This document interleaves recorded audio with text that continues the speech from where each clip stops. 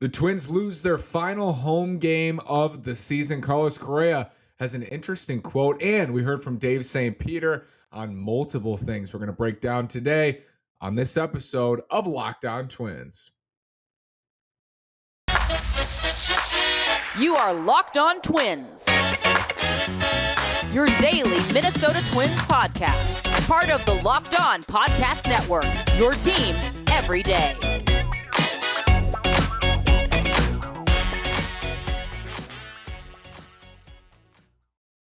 And welcome to the Locked On Minnesota Twins podcast. Today is Thursday, September 29th, and I'm your gracious host, Nash Walker. Thanks for making Locked On Twins your first listen every day on the Locked On Podcast Network, where it's your team every day. Again, this is Nash Walker. I've been hosting this podcast on a daily basis for 3 seasons, and I've been writing at Twins Daily about the Twins for 4 seasons. It was their final home game at Target Field. Mixed feelings for sure about this. It's always sad when the season ends at Target Field. The season isn't over. They got 6 more games. But when their season at Target Field ends, it's sad. Also, there were a lot of good memories at Target Field this year. It was a pretty good home team. They were 11 games above 500 at home this year, even with the loss today. But awful on the road, 15 games below 500 on the road. And that's the other part of this, the feeling that we could have had playoff games at Target Field this year. It shouldn't be ending at Target Field. They should have playoff games here in a couple weeks, but they don't because they couldn't get it done and they couldn't win and make the playoffs for the second year in a row now. It's disappointing to think about what could have been, and it's also very sad to think that this is over. You know, we're not going to be able to see the Twins at Target Field now for a long time until next April, which is always sad. It's always long. The winter's always long. It always takes forever. As much as I love the offseason and offseason speculation, offseason coverage, the offseason takes forever. The winters are long in Minnesota. I don't know if you knew that. The winters are long in Minnesota. Interesting comment today, a quote from Carlos Correa. This comes from our friend Dan Hayes. Correa was asked what the Twins need to do to lock him up long term. We know Carlos Correa is going to opt out after this season of his record-breaking contract the Twins signed him to in the winter. Here's his quote. When I go to the mall and I go to the Dior store, when I want something, I get it. I ask how much it costs and I buy it. If you really want something, you just go get it. I'm the product here. If they want my product, they've just got to come get it. That's the quote from Carlos Correa. Interesting.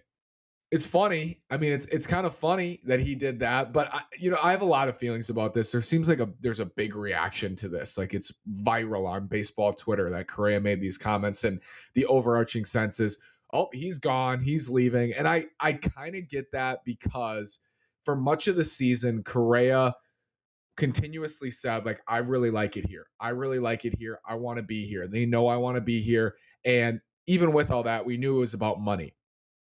That was his sentiment all season long. This is a change. This is definitely a change. This is more individualized. This is more, it feels like he's not on the team. Like it feels like he's thinking about himself as a free agent for the first time all season. He hasn't, all of his quotes this year have been right. I mean, he's played the game. He's done a really good job all year. And I believe him. I think he's genuine. He's done a really good job all year of saying, like, I'm focused on today. I'm focused on being a Twin. I'm not worried about free agency right now.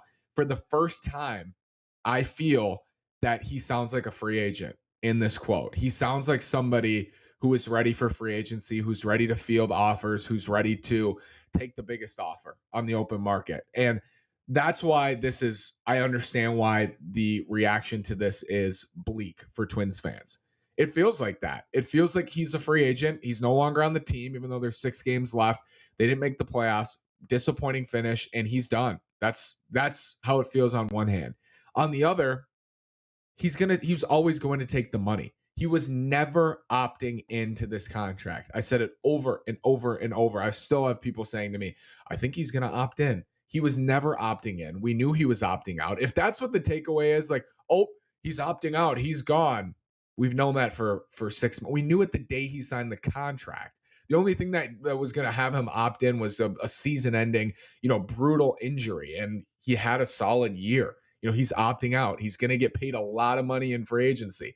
So it was always going to be about the money. He was not going to take a hometown discount to be a Twin. Like that's not That was never in the cards. He could have loved it. They could have won the World Series, and he could have made his best friend in the world. I think he made some close friends on this team. That could have happened, and he still would have taken, a bigger offer, in my opinion. Maybe he takes a slightly below market, or not below market, but below, the highest offer to stay with the Twins. Is that possible? Yeah, if those things happen, if they went to the World Series, if, they had more success on the field, if this, if that, coulda, woulda, shoulda. It's all relative to the contract and what free agents do on the market. I think Garrett Cole would have taken the Angels offer if it was the highest offer when he was a free agent. I think Carlos Correa is going to take the highest offer. Do I think, what team he goes to matters to him? Like if they're in a winning cycle, if they're going to commit to winning, I do. Do I think the market size matters to him?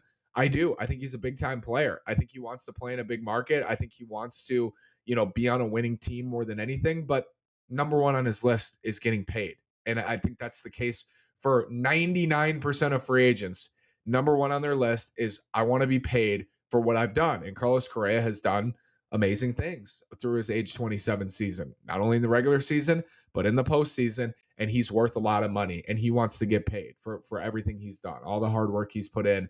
This is his one chance to get, a 9-figure, massive deal in free agency, and he's going to go get it. He's not going to let the Twins hold him back. If the Twins want him back, I'm also confident in saying he'll be back. Like he'll be back if the Twins give him a competitive offer. If they give him an offer that is at market value, right there with others, if it's the highest offer, certainly I think he'll come back. But they've never done that. They've never done that in the team's history in free agency. They've never ever done it. And that's why there's this doom, this feeling like miserable. He's gone. We'll see how it plays out. We got some interesting comments from Dave St. Peter today. I want to break down about attendance. Well, I don't think he said anything about attendance, but we got attendance numbers today about Correa and the uniforms and the season. It's all coming up after this word from Nugenics. Nugenics, are you trying to get your body back? Getting older, it changes your body. If you want more energy to counter the negative physical effects of aging, Nugenics Total T Testosterone Booster with Testofen will help you turn back the clock, re-energize your workouts, get you better results at the gym, and help you look and feel like the man you really want to be. Nugenics Total T contains man-boosting key ingredients like Testofen. It's been validated in 5 clinical studies shown to boost free testosterone levels in men. Because Nugenics Total T boosts free testosterone that the aging process robs, you'll feel stronger, leaner with more energy and drive and more passion too. Your partner will notice the difference. Now, get a complimentary bottle of Nugenics Total T when you text MLB to 231231. Text now and get a bottle of Nugenics Thermo, their most powerful fat incinerator ever, with key ingredients to help you get back into shape fast, absolutely free. Text MLB to 231231. Text MLB to 231231. Message and data rates may apply. Terms apply. Available at nugenics.com/terms. Dave St. Peter jumped on. I think he was on the TV broadcast and the radio broadcast today. I listened to the radio portion of it, and Dan Gladden and Corey Provis asked Dave St. Peter about Carlos Correa and his impending free agency. And St. Peter, the quote was, I want to get this right. I tweeted out the quote. I want to make sure I get this right. It was interesting. I mean, what do you want him to say when asked? But he said, I can assure you there's a desire to retain Carlos Correa. I can assure you there's a desire to retain Carlos Correa. And what I mean by what do you want him to say? Of course, there's a desire to retain. There should be. If there wasn't a desire to retain Carlos Correa, I'd be concerned for this organization. You should always have a desire to retain great players. That should always be something you're trying to do. The tone, and this is just my opinion, this is subjective to me. The tone of it made it sound like they will be in some sort of contention for Carlos Correa in free agency to a certain point, I think. And that's everything we knew as well. I don't think this is a question of will the Twins even make a competitive offer to Carlos Correa. I think they will. I think they'll come forward with an offer. The question is it going to be enough? And the answer is likely no, because it's never enough for the Twins. It's never really been enough for a free agent of Correa's caliber. They either are not involved or they're not involved enough on guys like that. Will it be enough? It's unlikely. But do I think they'll come forward with an offer? I do. And I got that sense from St. Peter today. So he also said, let's see how it plays out. His overarching, we'll see how this plays out. We'll see how it plays out in free agency. And that to me says, we have a number in mind. We'll offer it to Correa. If he doesn't take it, he doesn't take it. And we'll see. I mean, I'm saying we'll see it. Let's see how this plays out. I think they'll have offers for Carlos Correa, but this is kind of a bad storm today with Correa's comment, the season coming to a close, and his free agency looming. I can't say I feel optimistic about it. I did sorta. I've never felt like overly optimistic about it. I thought maybe there was a chance, and I still feel maybe there's a chance they can do this, and they should. They should do this. Maybe there's a chance they do, but today might have changed that just a slightly in a more negative fashion for me. The Twins' lowest attendance at Target Field since 2001. That, of course, does not include the pandemic seasons of 2020 and 2021, where they had limited attendance. Lowest attendance in Target Field history, and the lowest attendance for the Twins in 21 years. I was 1 year old the last time they had an attendance this low. I think there's a lot of reasons for this too. But I'm going to focus on the one that I think is actually controllable for the Twins. It's controllable to build a better team. It's controllable to raise your payroll. It's controllable to field a team that's better than the one we've seen in the last 2 years. They didn't have fans in 2020, and they lost more playoff games in 2020. 2019 was magical, and what did you see? They were a top 5 American League team in attendance per Baseball Reference. They had great attendance in 2019 because the team was awesome. Pandemic in 2020, I think people have changed their habits, certainly from the pandemic, and they're not going out as much post-pandemic, but you can control the product on the field. And the product on the field for much of the year was boring, and for the second half of the year, it was underwhelming. And that's the key here. You want bigger crowds, you want more attendance, you want more people to care, raise your payroll. You want more people to come to the ballpark, re-sign Carlos Correa. Like, make moves that show you're committed to winning beyond just 1 year. I use this analogy today, or I use this example with Brandon Warren on our postcast. The White Sox extended all of their young, like, rising prospects, star prospects, to show that they were committed to a window. They signed Yasmani Grandal to a 4-year deal to show we're committed to this window. It hasn't really worked out. I mean, they won the division in 2021. This year, they're not going to make the playoffs. But there was a lot of excitement and buzz around them because of the deals they signed. How you build excitement around a team is you commit to winning. And to commit to winning, you have to take risks. And they have not taken real risks. Signing Carlos Correa is great. And I think there was excitement about that. There was excitement about Buxton and Correa. But anybody who knows baseball knows that they lacked in the rotation, that they didn't have the pitching. They knew that. I think there was excitement, but at the end of the day, this is a 1-year deal, and you're likely to be without him. So how do you get more people to the ballpark? The little promos, the student nights, all those things, like, it's just, you're kind of putting Band-Aids on a gouge. Like, you need to sew up the problem by fielding a better team. It's very simple. How do you do that? It's not just about payroll. I don't want to say raise the payroll. You need to make better decisions in free agency, and you need to commit. You need to commit to winning. And committing to winning is signing someone to a 10-year deal. Committing to winning is paying somebody a lot of money in free agency or making a big trade. That's committing to winning beyond just 1 year. And I think they have the tools, they have the payroll flexibility to do that this winter. Signing guys to 1-year deals, there is a sense of we're constantly shuffling. And it would be nice to know, just Correa as an example. I think fans I would appreciate a team with more identity. I want a team with identity in 2023. And the identity for this team over the next couple of years should be, we have, a shortstop and a center fielder who we believe are two of the best players in the game, and at their positions are elite defenders, and we're going to build around those guys. And we have this young core of Royce Lewis and Alex Kirilloff and Trevor Larnach and Ryan Jeffers, and they're going to fill in the holes around Buxton and Correa. You can commit to that beyond 1 year by bringing back Correa in free agency. That would be more of an identity. And on the pitching side, it's we have good young starters, and we're also committed to finding a true number one ace level starter, whether that's Carlos Rodon, whether that's making a trade for somebody in the offseason. We're committed to finding a true number one starter. Carlos Correa said to the Twins, we need to go after an ace. That's reported. He said to them, let's go get an ace. We need an ace. Carlos, we've been saying that for 20 years.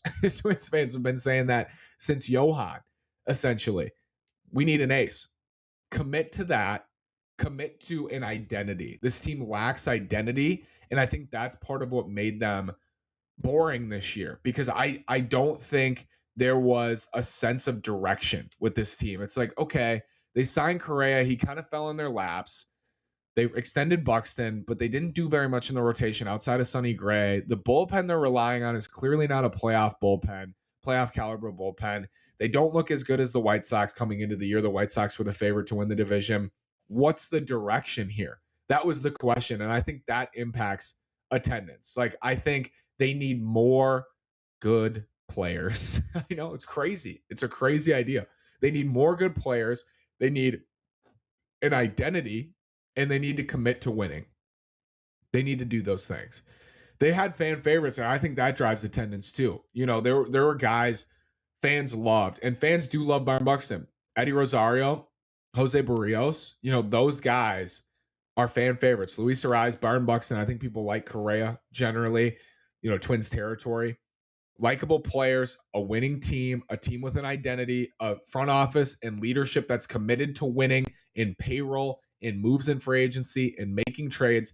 That will drive attendance. And it's so obvious because if you look at 2019, when the team was awesome in the regular season, they had great attendance numbers. They had excellent attendance numbers in that season. So to me, you can commit to winning in that way by committing in free agency, committing in trades, building an identity, and winning games. It's as simple as that for me. That's pretty wild though, that attendance is as low as it is since 2001. That's wild to me. I mean, that's not good. That's not good. And if it was me, I would say, okay, this is a problem. We're losing people.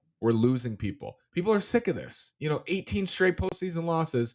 People are sick of this. I get it. Like, at what point do you just stop getting your hopes up every year? Because that's what happens. You just keep getting your hopes up. Oh, it's going to happen this year. It's going to happen this year. It's going to happen this year. How many times does it have to not happen for people to just say, I'm done.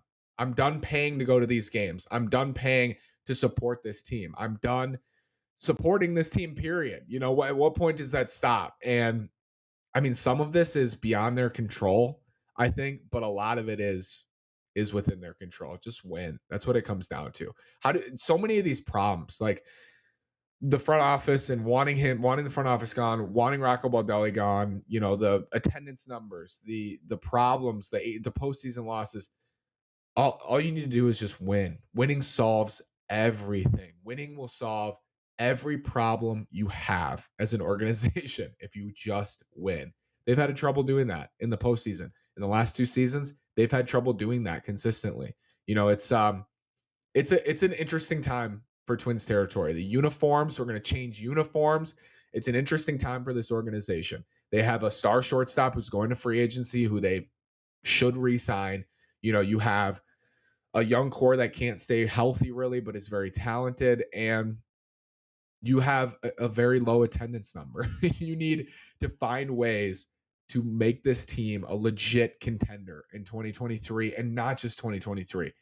Beyond longer contracts, extensions, making good decisions, all of these things will help everything, because why do they help? They help you win games, and they're going to help the Twins win games if they can do that this offseason. Such a critical offseason coming up. Such an interesting offseason coming up. I'm going to be here breaking it down with you on the Locked On Twins podcast. I want to thank you for making Locked On Twins your first listen today. I'll make your second listen. The Locked On MLB podcast. MLB expert Paul Francis Sullivan brings humor, passion, and unique perspective of every team and the biggest stories around the league. Follow the number one daily league-wide podcast, Locked On MLB, on the Odyssey app, YouTube, and wherever you get your podcasts. Thanks so much for listening. Have a great day, and go Twins.